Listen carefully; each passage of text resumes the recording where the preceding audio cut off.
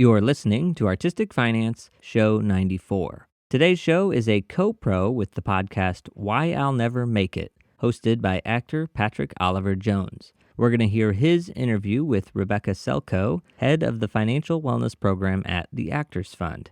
I'll introduce Patrick, and then we'll play his interview with Rebecca.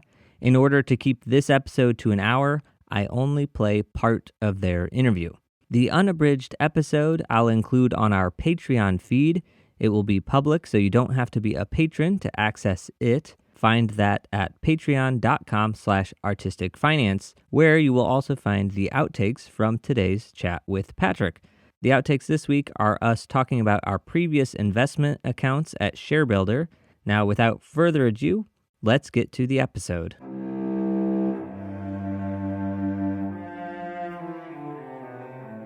You're listening to Artistic Finance Podcast, where your host, Ethan Steimel, interviews successful artists, leaders, and investors to help educate and inspire artists to grow their wealth.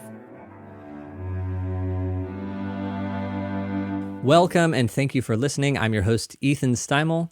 Today, I have a special episode planned with actor Patrick Oliver Jones. Welcome, Patrick. Thank you. Thank you very much. I'm very glad to be on this podcast as well as sharing this great episode. So Patrick and I are also recording an episode together that's going to be released in the future. Both our podcasts put a spotlight on how artists make a living in the arts. I obviously come from a lighting designer perspective. Patrick comes from an acting perspective, but the challenges of freelancing in a creative career overlap in a gazillion ways. And I just relate to you, Patrick, as a host because the way you conduct your interviews, to me, is how I like to have interviews in real life. I've made a point, especially when I'm talking to my guests and we're kind of setting up our interviews and recording times, that I really call it a conversation because I don't want it to be an interview. I don't want this to just be a chronological list of, oh, you worked this, then you did that, then you were in that show. No, I like to kind of dig into certain parts of their story, of their life,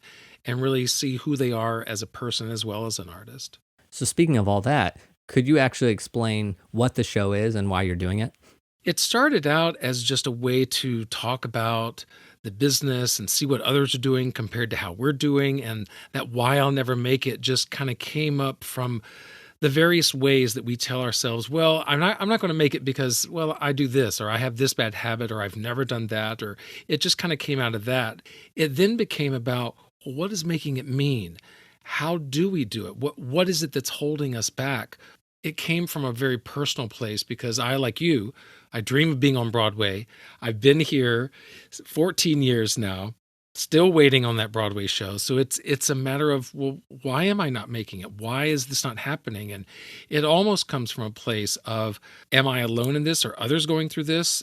But I talked to Tony winners who talk about their struggles and what happened between this show and that show and how maybe they weren't going to perform again. Or I've actually had someone who is an American Idol. He's been on Broadway. He's done TV and movies. He's like, I don't know if I'll ever make it. I'm like, what? You're Justin Guarini. You're going to make it. You have, but there's this idea. I think a lot of what you talked about we come from different places, financial perspectives and how we deal with money. I think we all come from different perspectives and how we deal with success and what that means to us, what that looks like. And so that's really what my podcast tries to figure out is, well, this is what this definition of success is and what it meant and how it was or was not achieved in this person. And hopefully listeners start to relate as they listen to more of these stories. Yeah. I mean, I've listened to several of the episodes. I subscribe to it, although all the young kids say follow it. So I follow it on Apple Podcasts. And you do succeed at achieving all those things, that honest conversation and exploring just the emotional side of how it all is. But I will say that you don't focus solely on the financial and the business side, but every single episode it comes up. And so that's why I think this episode that we're going to listen to is perfect for listeners of this show. What stood out to you about your conversation? Well, it came from a place that I was looking to do something with the Actors Fund, and I love that organization. Part of what they do is, it's in their name, they help artists and actors specifically who are behind in medical bills or looking for housing or, need temporary work and, how to go through employment agency, so they give a wide range of help and assistance to actors who are looking to, be in a better financial situation. And so I went to them, and it was just kind of roundabout that I came upon Rebecca. And then once I heard her story, she used to be a performer, musician. And then she was a lawyer, and so she's kind of gone through her own different paths and careers. Then once I finally sat down and talked with her, I was like, this woman is perfect because she has such a personality that comes out, but then also such a care for actors, such a care for, all right, well, let me break it down. This is what it is. And she has a way of really explaining what can be very complex and difficult subjects and really break them down into bite-sized little pieces, which I greatly appreciated. And so much so that she was on one year. The very next year was COVID. And that changed all of our lives, freelancers and finances. Do we even have them? So I asked her to come back and almost kind of a reboot of the episode that you're going to hear today. It was more specifically geared to, okay, now we're in COVID. None of us are working. What the heck do we do? So that was a very specific episode for a specific time. And slowly, thankfully, we're starting to make our way out of it. And so the episode that you're going to be sharing is more of those universal things that we can use about budgeting and how best to view and handle our money. And a couple things jumped out to me about this episode. Well, first, I've been wanting to have Rebecca on Artistic Finance. So when I heard this, I thought this is the exact conversation that I want to have. And so you and Rebecca are kind enough to let me play it for our listeners. And another thing that stood out for me is that Rebecca has a great take on budgeting, which of course makes sense. She's the financial coach of the Actors Fund. So anyway, so I just want everybody to listen for that. But Patrick, is there anything else you want to add, or are you ready to play this? Well, I mean, to piggyback on what you said, yeah, it's really important. She flips it on its head in the sense that we don't know as actors, as freelancers, how much we're going to be making next month, 6 months, a year from now. But what we do know is that this rent's got to be paid. Our cell phone is this. We know all these things that line up, our expenses that have to be paid one way or the other. Once you kind of have that base figure, then you know, all right, well, now I need to get a temp job, or no, I need to go for that job that's going to pay me $700 versus $500 or whatever the job is. So like I said, she breaks things down in such a positive way. You've told me that these conversations can be difficult with artists about money and about kind of getting them to kind of be honest and forthright with what they do or don't do with their money. She really tries to just take that stigma away. And that's really one thing to do as you listen, is notice how little stigma, how there's no judgments, there's no right or wrongs. There's what do you need and how can I help you achieve it? And that's what I love so much about Rebecca. Okay, folks, I hope you find this as valuable as I did. I hope that you're glad that I pulled it into our feed. I'm going to put a link to the other episode that Patrick did with Rebecca, and I'll put that in the show notes. All right, Patrick, you ready? Let's do it. All right, without further ado, let's get to the show. Yeah, the fact that I got into that much debt with having like zero idea, just so you know, $168,000 in debt is about a $1,700 a month minimum payment on a 10-year plan. So it just pretty simply like divides into 10 years, $1,700 a month. And I had always been very meticulous about managing my money, to the point where, like, you know, when I was 7 years old, I had a little notebook, and if I found a nickel on the ground, I would write in the notebook, found nickel, 0.05 in this little notebook. Very meticulous. And the fact that I got into this level of debt, having no idea what that was going to mean for my life, for my career, you know, just for my financial situation. I mean, it was mind-blowing to me. And like, I'm one of the ones who's on top of this and still like completely blindsided. So I figured there's got to be other people in this situation. Right, because where did we go wrong? A lot of us in the entertainment field, we don't even make $168,000 over 5 years period. Yeah. So the fact that you were able to pay it off was kudos to you for being able to budget and do that. Diving into it, what is it that us as performers, as entertainers, as artists need to be aware of when it comes to budgeting. As we said, because our income is all over the place. Yeah. It's down one year, it's up the next, and everywhere in between. We have to flip budgeting on its head, right? And it's hard to do that because it kind of goes against everything that any non-industry professional is going to tell you about how to create a budget, right? So usually you look at your income and just make sure that what you're spending fits within that, no problem, right? But then you're setting yourself up to be living a very reactive life. So whatever I make, that's how I can live. But I don't know what that's going to be, so I can't predict anything, right? I don't know how that's going to work out next month. I know how it's working now, but how do I plan anything? So we need to turn that on its head and start with what we do spend and what we did spend, and then use that as a jumping off point to figure out how much we need to earn. And then work that way. So I think sometimes that's referred to as reverse budgeting.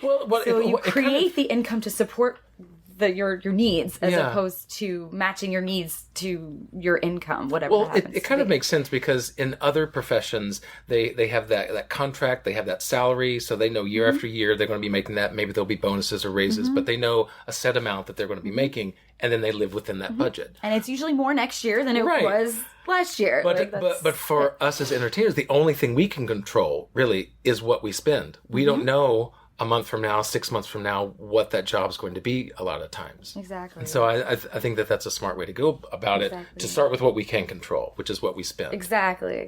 And there's a lot of spending that is not necessarily within our control, right? Sure. Of course, there are things that happen, and we also have to stop treating those things as emergencies because they are not usually. Right, because we're going to get sick at some point. Exactly. So we have to plan for that. Exactly. Right. So I say, if you have teeth, then you're going to have a dental expense at some point. Hopefully it's not a root canal and it's just, it's a cleaning of some sort, but it's not an emergency to have a dental procedure, right?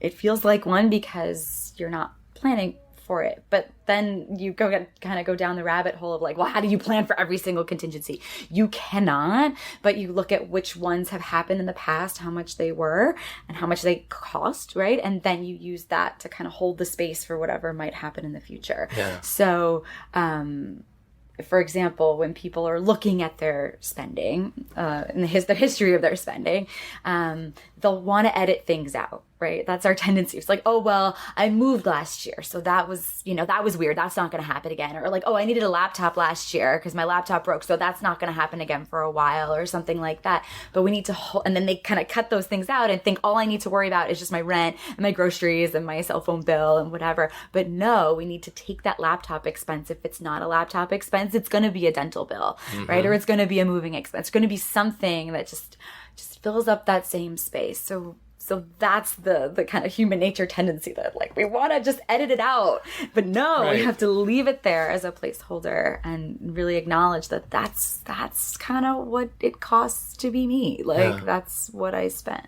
So it sounds like one of the first steps is to really log expenses in a way, or at least go back and look at bank statements or that kind of thing to find out where your money has gone. Yes, we teach a method here that involves looking back at 6 months of spending and really, really looking at it.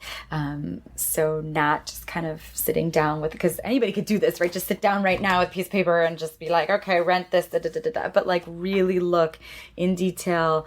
How much did I spend on groceries in the last 6 months? And then divide by 6. This is my average monthly spend on groceries. How much did I spend on, dining out? It's usually food. It's always food expenses. Yeah. So how much did I spend on food in the last 6 months? Add all that up, right? And break it down by groceries, dining out, snacks, coffee, alcohol, right? What did I spend in those areas? I had a client who had a cookies budget. I definitely have clients who have wine. A cake and cookies budget I think is good for all of us. I have a sweets and treats one because for me it's ice cream. I really like ice cream. So really breaking it down into detail and then getting an average for what you actually spent in the last 6 months, not looking forward, but looking back when you weren't paying attention, when you weren't trying to like control your behavior, and you can't edit anything out. So you can't say, oh, well, that seems like a weird number. Like, I'll just take no, like you keep everything. Right. Yeah. Yeah. If you spent like $75 on, going to the ballpark, then, and you haven't been in 5 years, then you have to be like, well, that's what I did in the last 6 months. Exactly. Yeah. Whatever those weird little expenses are. Yeah. And sometimes the little ones, they add up in ways that we don't think they will. And sometimes there are big ones that we wish didn't happen, but they did. And so we try to get an average for every single category that applies to our lives. And that includes a type of expense that I think most people, when they're budgeting, don't think about, which is periodic expenses. So we break down the expenses here into your fixed expenses, your regular expenses, and your variable expenses. All three of those types are occurring on a monthly basis usually. So like a fixed expense, something it's hard to change, right? Like your rent. Exactly. Yes. And it's really funny, by the way, when I talk to anybody who's not in New York, they're like mortgage, but in New York it's rent. So your rent or mortgage. And then, student loan payment, if you have a car, like a car payment, but those things you're in a contract for, you can't really change the amount easily. Then the regular expenses are things that you could, change the amount if you needed to, like your cell phone bill, your Con Ed bill, so your electric bill. Groceries go up and down. Groceries, not quite, because you don't get a bill for that, right? So the regular expenses are things for which you get a bill. Oh, I see. Every month, so you have to pay it. And then there's the variable expenses, which are like Wild West. That's everything else. But then there's this fourth category or fourth type of expense. I shouldn't say category. Fourth type of expense that really can mess up a budget. And that's those things like the laptop, the dental, things like that might happen once a year. Or even union dues, right? It happens like once a year. Right, yeah, because every 6 months. Or every 6 months. Actors Equity, we got to pay those dues, So anything that happens like kind of on a recurring basis, but not every month, or that just seems to happen randomly when you least want it to or need it to, those types of things will really mess up your budget.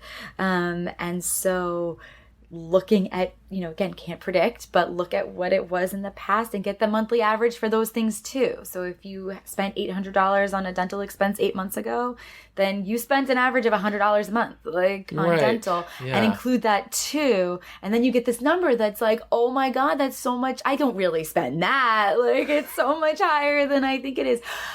But the numbers don't lie. People do, but numbers don't. So that's where we start, right? Like that's the foundation. Is like, what did you spend? Yeah. And there's no weaseling out of that. It's a set amount. Yeah. You can't get away from it. And it's like, okay, this is my averages for these types of expenses. Yeah. And so then once you have all that down, then how do you use that going forward? Then it becomes an analysis, right? So that's the gather info phase. But then there's this analysis piece that has to happen. And actually, even, while you're gathering the information and even kind of before that, there's an emotional and mental part of this that comes into play too, where you start thinking about, what are my goals, right? What do I want? What is my vision for myself, for my future? That really needs to be connected to the decisions that you're making about what to change about what your spending is. Because again, I could, sit here with you, Patrick, and be like, here's a reasonable budget for somebody who, lives in New York City, your age range, right? And your profession. Like, here's a reasonable budget. And it means nothing to you, right? Yeah. And so you want it to be really connected to what you did spend and what, what's important to you, but also what your goals and visioning are, right? So for me, with my debt, I really was not happy doing what I was doing, and I wanted to pay off my loans as quickly as possible. I also worked with partners who were still paying off their student loans, right? So they had been working at the law firm long enough that so probably about 10 years, they made partner, and then still had loans, still had loans because they're like, whatever, I make enough to be able to afford this monthly payment, and it's no big deal. So whatever, it's just part of my life. And that's I think a really solid example of your goal will dictate how you decide to operate, right, with your finances.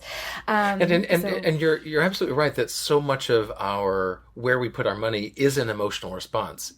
We had a sucky audition, and so then we go get coffee, or we go get that pasta meal, or we spend according to our emotions a lot of times. And like there's the show that we really want to see. Different things come along, and you're right that where we budgeted in the past was kind of an indicator as to where our priorities were. And we either are happy with those priorities or we want to change them, right? Exactly. So if you notice that like every time I go or every time I have a crappy audition, I want to eat pasta afterwards, and it has to be like at like Carmine's or something. Like it has to be, fancy big pasta, plate of pasta at a nice restaurant. Then that's okay, right? Like what you're going to hear in traditional budgeting, and I'm making air quotes here, but what you're going to hear in a traditional budgeting seminar is like, well, you got to cut all that out. Like that's dumb. Like there's so much judgment. We judge ourselves because we're hearing voices either from those people or from, our childhoods or something, right? We're just mean to ourselves. So you're going to hear like, well, you got to cut all that out. You got to cut all the lattes. You got to cancel your gym membership. You shouldn't have this. You shouldn't have that. You just, no. Right. But we want it to be yes, right? Like a budget that you're going to want to say yes to.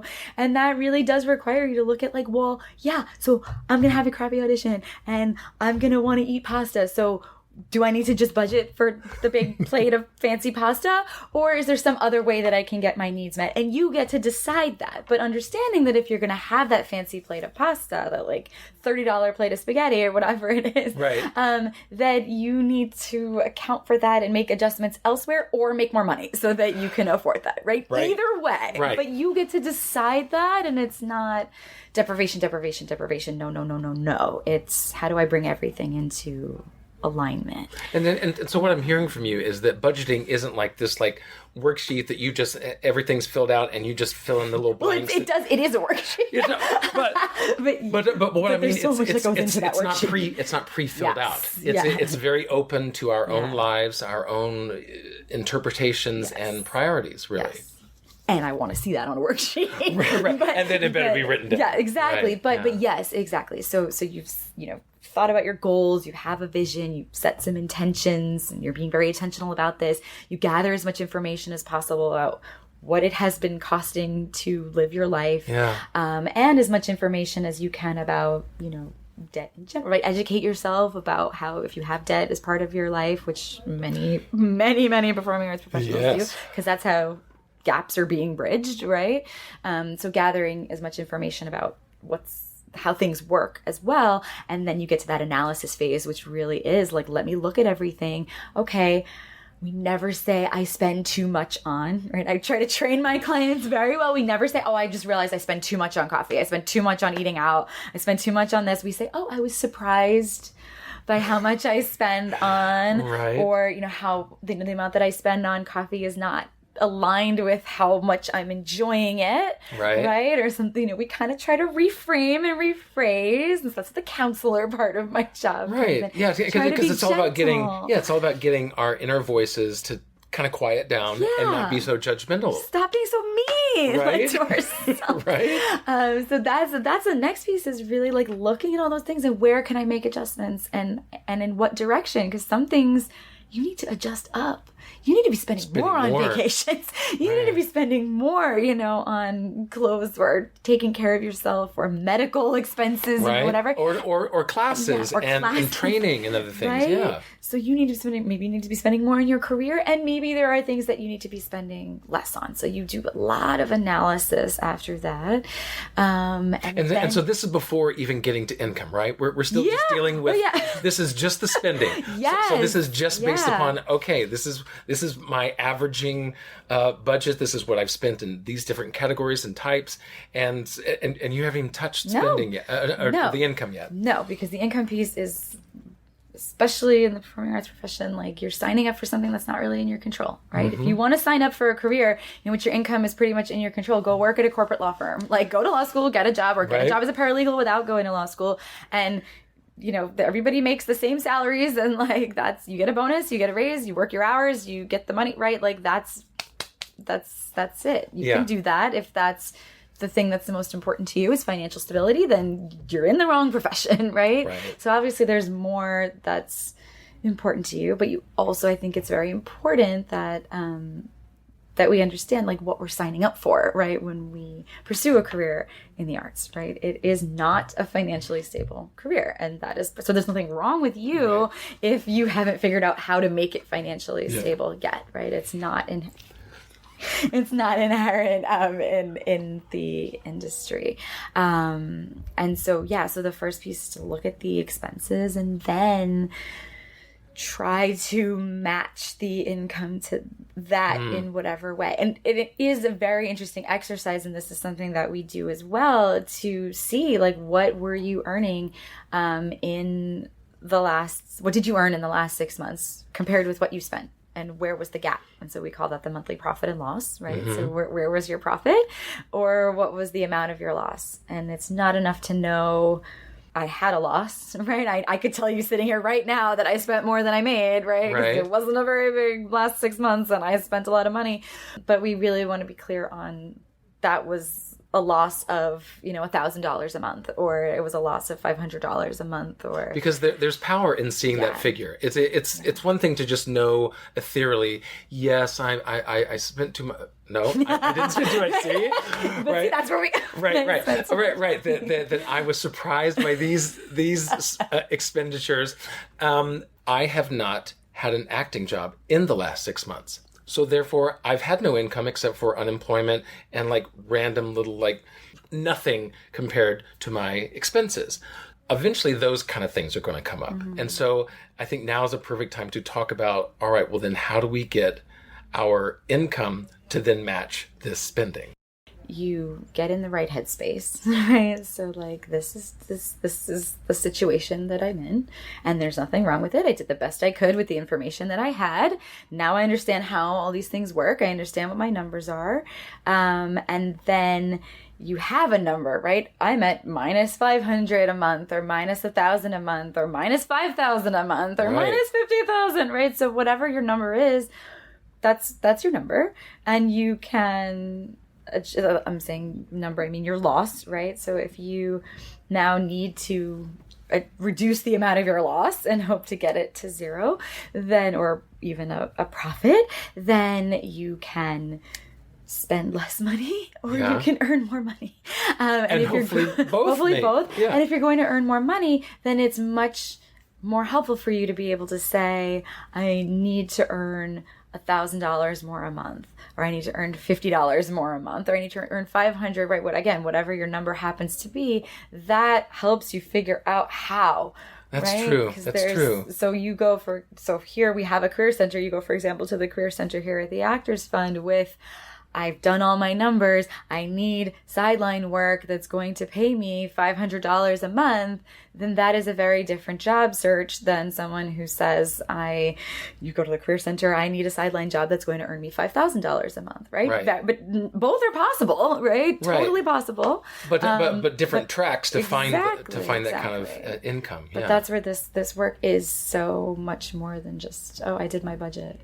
Great. Right. Right. And I failed at sticking to it. So what is a way that we can better stick to that budget, or once we kind of see our basic expenditures? Well, a couple things. One is it's really important to actually track in real time what you're spending. Okay.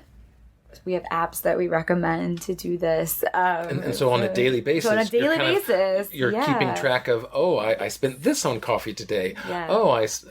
This unexpected expense came up. Or even more importantly than I spent this much on coffee today, it's I have this much to spend on coffee for this week, or I have this much to spend on coffee for this month, and this is how much I've spent so far. So this is how much I can spend. Oh, okay, right. Today, if I want to stick to what I planned for myself. Right. So that's not just like I want to analyze how I spend. I spend too much. It's okay. So this is how much I spend. This is how much I want to spend. Yeah. This is what would be, I feel like, a good amount for me. Let's see if I can do that, and then how that will look. So one piece is just the tracking piece in real time. And if you're not comfortable using an app, then you could do this on a piece of paper. The old-fashioned right? way. That'll work too. But there's so many great apps out there. One that we teach here is called Good Budget, but also people use Mint for this purpose, and there are plenty of others as well. Those are two that are free. You actually have on your phone, like I want to spend $200 a month, say, on coffee, right. or a week, right? Or maybe not $200 a week, but maybe, I want to spend $50 a week on coffee, and this is how much I've spent so far. So I know when I go into Starbucks or to Pred or something that this is how much I have left, and I could spend all of it today. It's kind of like Weight Watchers, right? Like I can spend all of it today. I can use all my points, on this. Or we can spread it out. But you get to decide that, so you're still in control. So that's one piece. And then as far as changing the amounts and sticking to something, the first place that I recommend looking is at where you're wasting money, because it's easy to cut those things out. We don't usually think about waste. We usually think about what's the easiest thing to grab onto, and it's usually something that you actually do like and actually would rather keep in your budget. So that's the first place I see people go when they're sitting with me. Having that cookie budget, that was important to her, and so she wanted to have a budget for it. But the first place she'd probably try to slash is like, oh, I shouldn't be having those cookies. Right, I'm spending too much. I'm spending too much on cookies. That's got to go. Or like gym membership, cable. I'm trying to think of things that people tend to cut before thinking about it, right? So it's like the low-hanging fruit. Well, so seeing shows. Dining out, seeing shows. Right. So I don't have to do that anymore. It's like they try to find something, but the first place I recommend looking is where are you wasting money? So what subscriptions do you have that you actually don't use? You pay for a gym membership. Are you going? Right. Are you actually getting on the treadmill? If you are using that, do not cut that, right? Like if you are not, then okay. Or like yoga studio or something like that. But that magazine that comes every month, are you actually reading it? Exactly. I have a pile on my coffee table, and I've seen all their covers. That's about it. I haven't read beyond the cover. That's wasteful. So I'm wasting it. And it might be serving you in some way to have that magazine. This is probably not the case for you, but if you're saying, okay, I like getting mail, right? Like if it's serving you in that way. I know. In this digital age, getting a physical piece of mail could sometimes be. Or maybe I like looking at the covers on my coffee table because it makes me think, right? So this is really like psychology of how is it serving me to have this in my life? It's like the Marie Kondo of budgeting. Kind of. Yes. Does this spark joy? But it really is does this spark joy? If no, then it needs to go. Then let's find something that does bring joy. Or maybe I can find something like a free way to have this happen, or a less expensive way to have this happen in my life. And food is obviously a huge one for people. So it's not again, the tendency is, people have this conversation with me that they're actually having with themselves. And so this might sound familiar to all of you out there and to you, Patrick. I spend too much on dining out, especially on lunches. I should just bring my lunch every day. I'm going to start going to the grocery store, and I'm going to start buying groceries and I could bring my lunch every day. I could do that. I'm going to start doing that, right? No more dining out for me. I'm going to bring my lunch every day, and this is how much I'm going to save. Boom. Are you really going to do that? Then I spend $300 on groceries because I'm going to be making and then the very next day I'm out, I have no food, and I had to buy my lunch. Yeah. Time and time, tale as old as time, right? That is what happens. So there's not. So I wouldn't say start there, because it's probably again serving you in some way to buy your lunch out. So what is not serving you? Is it that you're going out 5 days, you're buying your lunch out 7 days a week, right? And it could be that you bring your lunch 2 days instead of 7. Or that lunch is $20 when it could be 10 or 15. And then also, are you throwing food away? That is That's waste, right? See, leftover. I love leftovers. Do you eat them? I do. Then I do. then you're not wasting the leftovers. Yeah. For me, I will pack things up and put them in a bag or a box, and I will eat them later. And that is awesome. And there could be somebody who is throwing, like, I'm going to eat these leftovers, and then they throw them out. And then they never eat them. Right? Yeah. So that's the first. The easier place to look is like, where is find the am I waste. wasting money? Like, what would I not even miss? Then it gets harder, right? But that's a good place to start, right? Yeah. I have cable, phone, and internet, and I don't use the phone. Like, why, right? So cut the phone out. Right. Like, I cut out cable years ago, and it's been so good because now I kind of piecemeal. Okay, now I'll choose to have Netflix, or I'll choose to have Hulu, or I'll get rid of those services. Like, I had HBO for a while, then I let go of HBO because I was like, I'm not watching it enough to pay $15 a month. There you go. I'm not utilizing it. And Netflix and Hulu give me enough entertainment options, that kind of thing. So it's also. It's not just the financial of, hey, I need to cut this or cut that. Yeah. It's the, what am I actually using? Right. And you want to make decisions that are sustainable and authentic. So it's more likely to be sustainable if it is something that's authentically you. So to borrow from Marie Kondo, it sparks joy. Right. And if it makes you feel good to be doing this, and it's not unhealthy for you, then like, keep that and try to find something that isn't making you happy. And that does not usually solve every single problem that you have, right, in your budget, but it's a good starting point. Mm-hmm.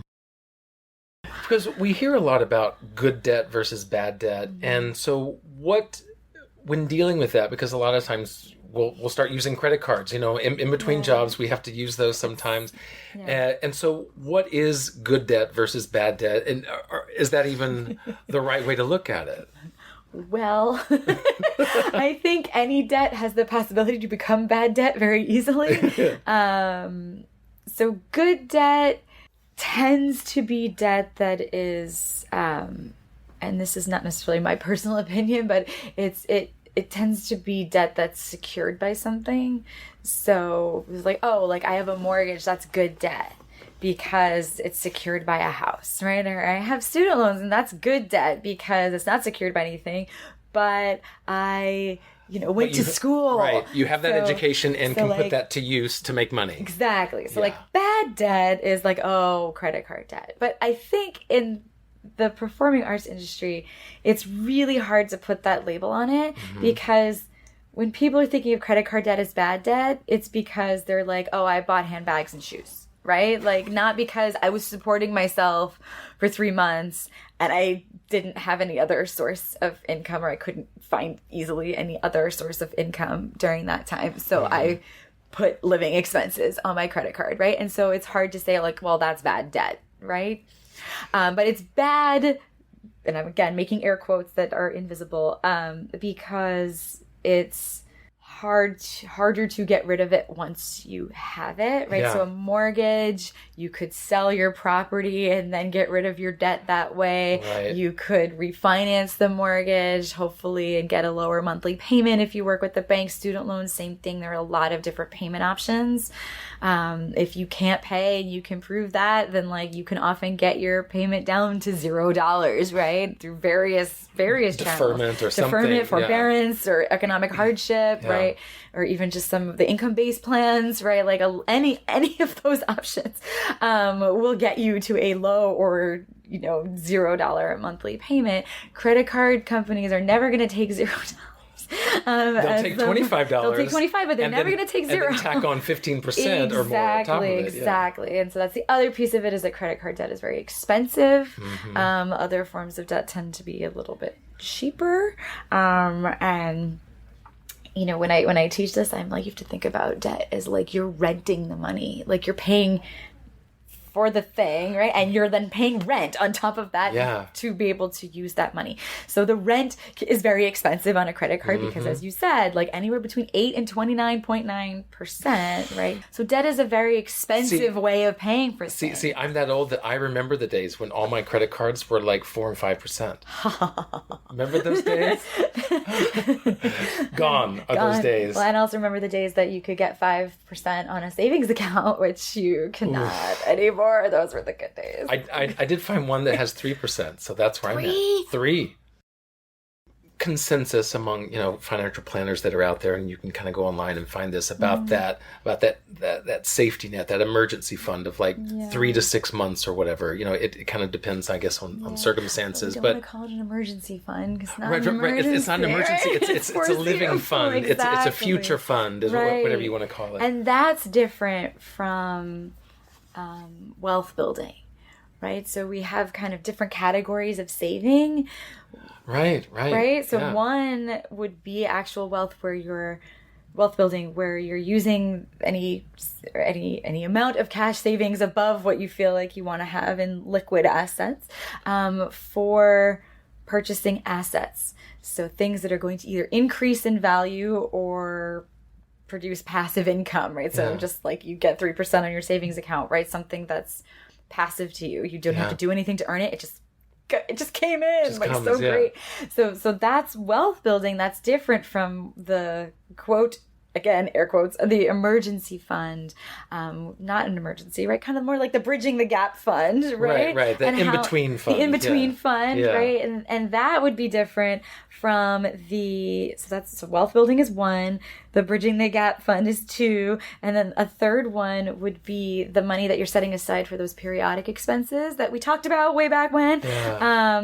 For things like are going to happen, like the broken laptop, or even like tax payments, right? So you could be setting aside a portion of your income, if it's 1099 income, for tax payments, and that's kind of an obvious one, right? Like you're getting a check and you're going to pay taxes, so you can put that money aside right away. And then you have the account for just your living expenses. So just what comes in goes out, like on a regular basis. So there's like 4 levels of spending and incoming.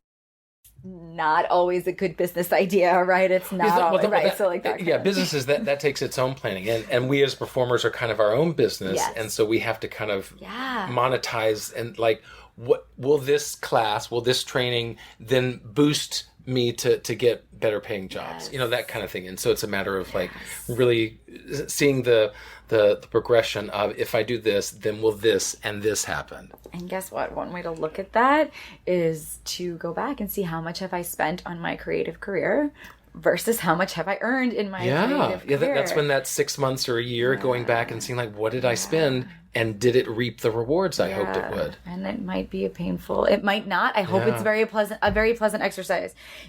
It might be painful, but it will give you information. That was Patrick's episode with Rebecca Selkowe of the Actors Fund.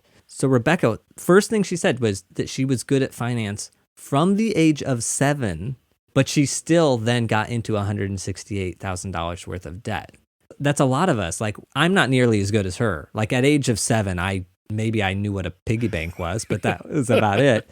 You can be organized, you can be good at spreadsheets, you can even understand money, but you still have to match those numbers to reality. Yeah, because like us as actors and herself, she had her own issues where the money just kept piling up and she just wasn't making enough to cover it.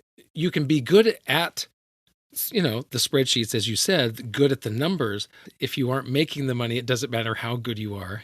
they have to line up some way. And that's the trouble that she found herself in. And it really is, to hear 168,000 is just, it's kind of mind boggling. You heard my reaction. I was just like, what? It's just crazy amount. So knowing that someone can go from that to then debt free that's an inspiration right there. I will admit, when I first was listening and she said she was a lawyer, I thought, well, come on. I'm going to take advice from somebody who's making a lot of money. But she said something that was so relatable, and that is that she chose between stability or being a singer. And she went with stability. She actually just glossed over that, but a majority of people choose stability.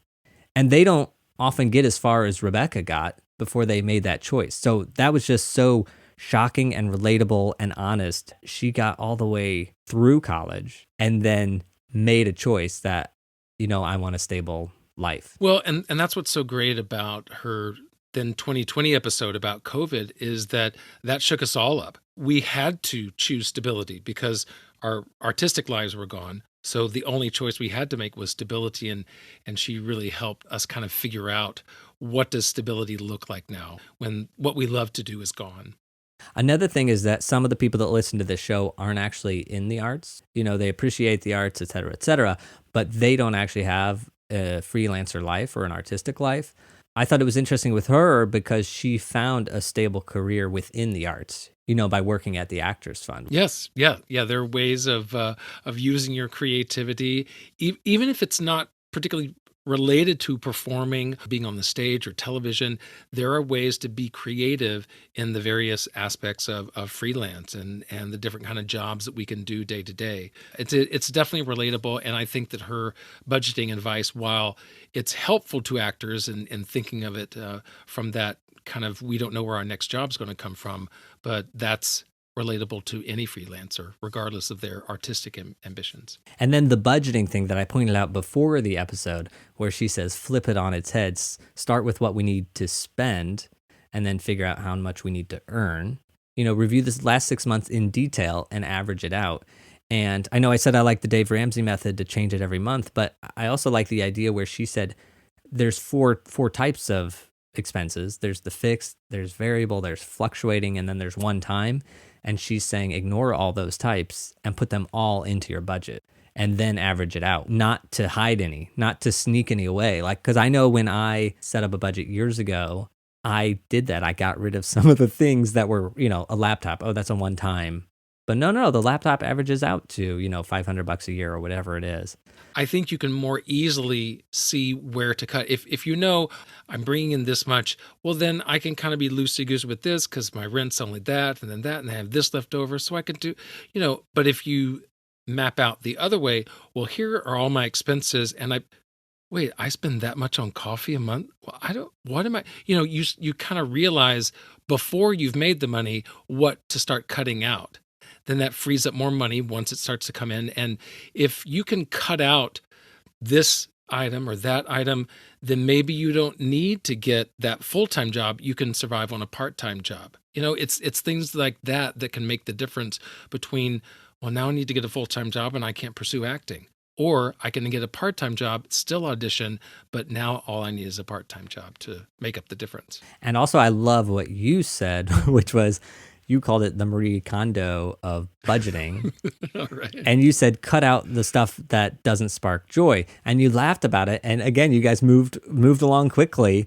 But when I heard the episode, and this speaks to you, Patrick, I'm glad you have your podcast. I'm glad you have your show, because I heard that and I went and canceled a membership that has been bugging me.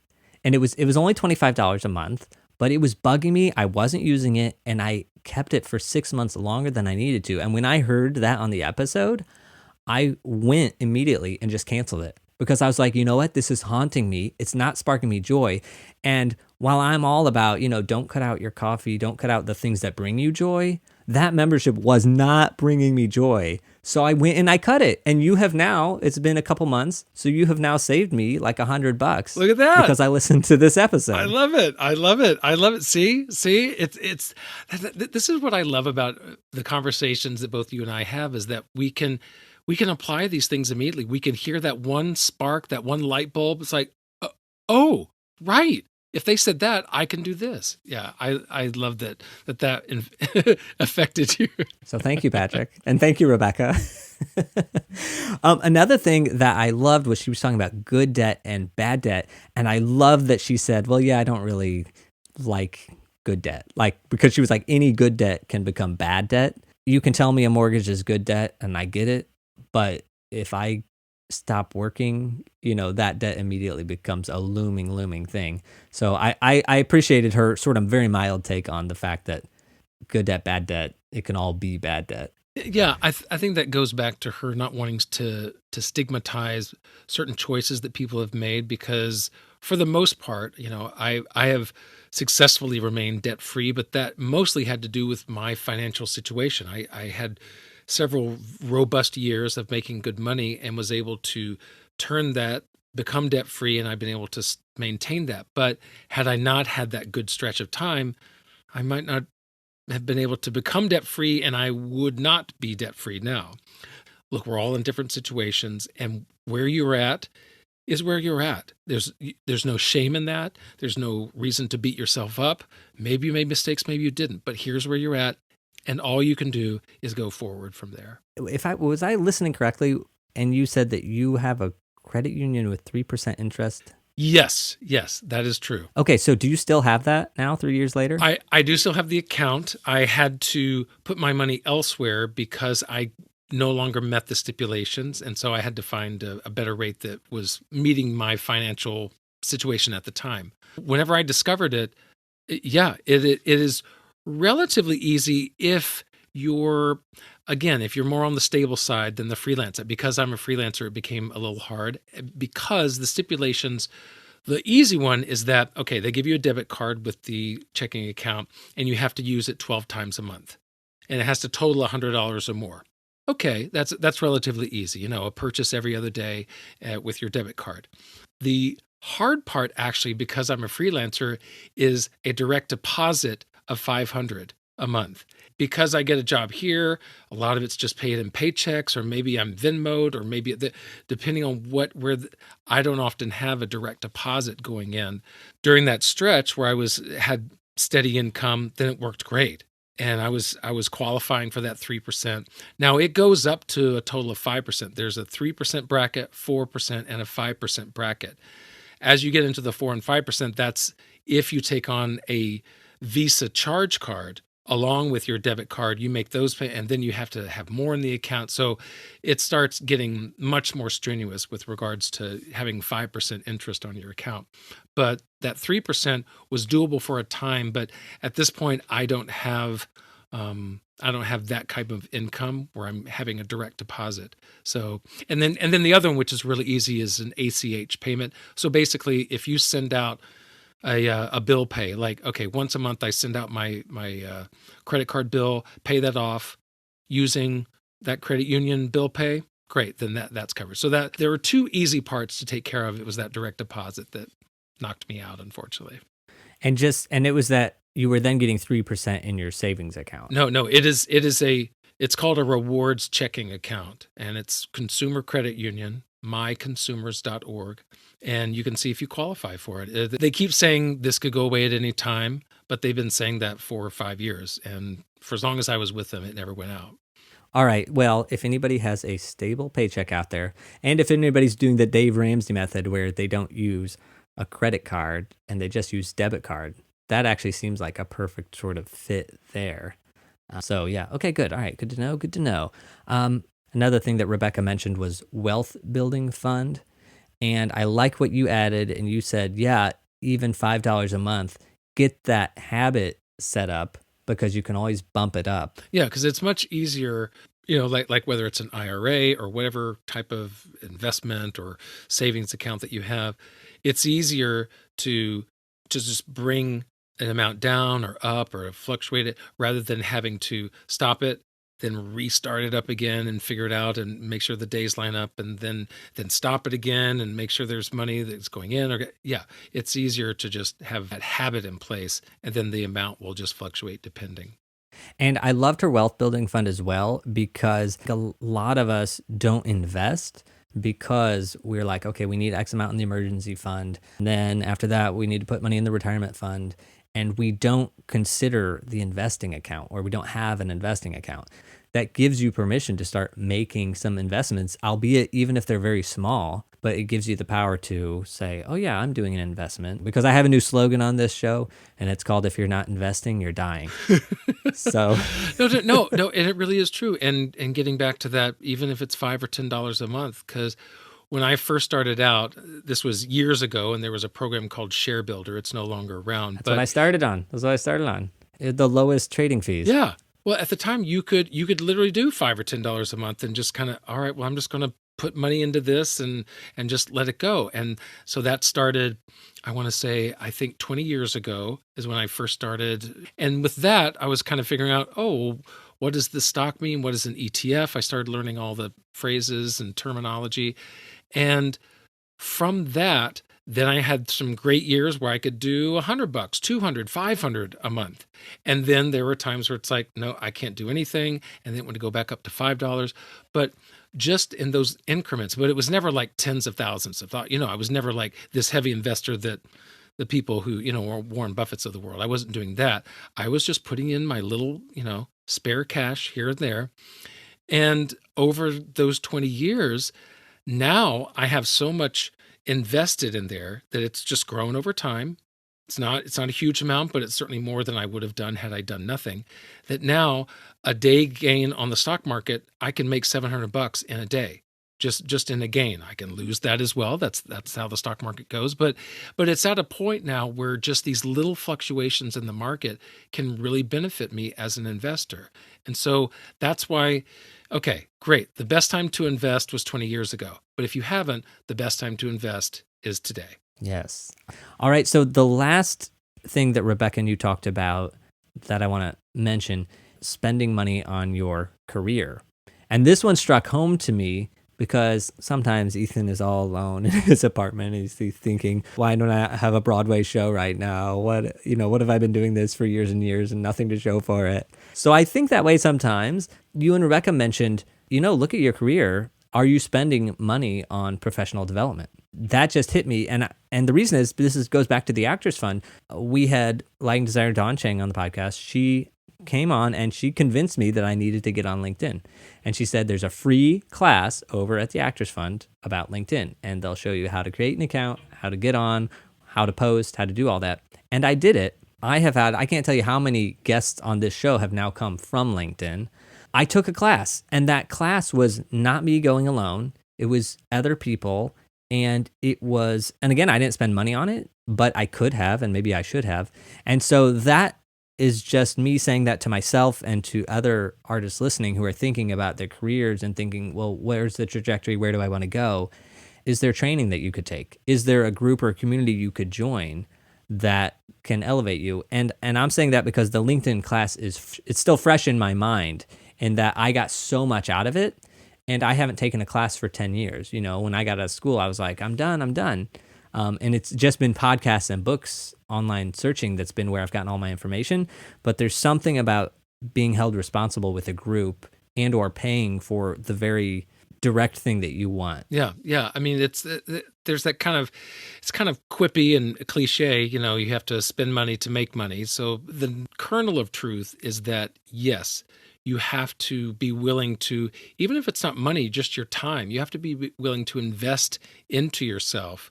Because as you said, Actors Fund gives a lot of free classes. So you're not having to pay for them, but you do have to invest the time in the weeks and however long the session lasts.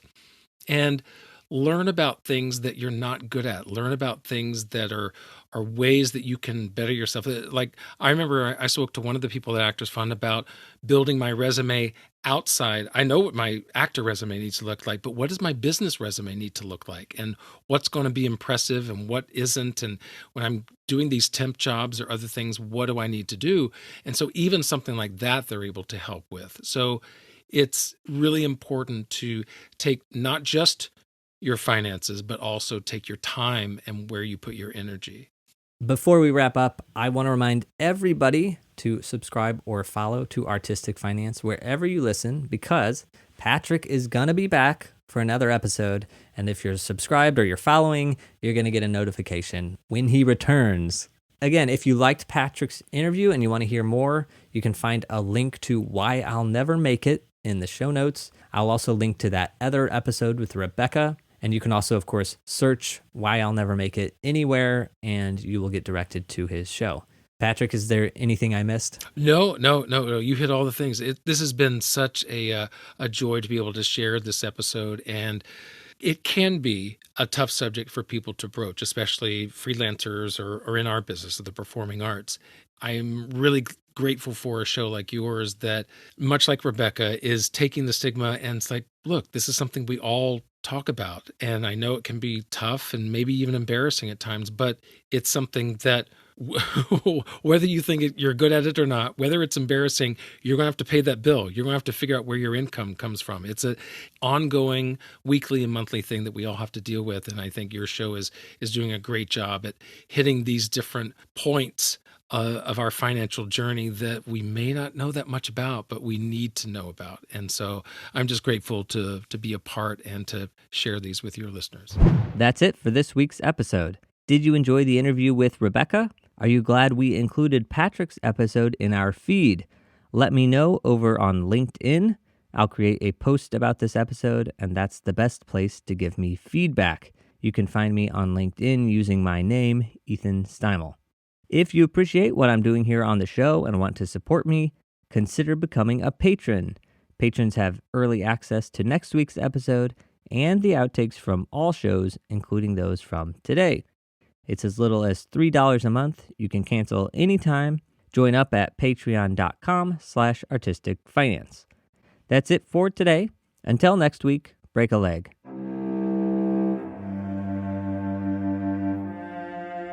Thank you for listening to Artistic Finance. Make sure to subscribe. To access our show notes, transcripts, or resources, go to artisticfinance.com. This show is for entertainment purposes only. Before making any decision, consult a professional. This show is copyrighted by Artistic Finance. Written permission must be granted before syndication or rebroadcasting.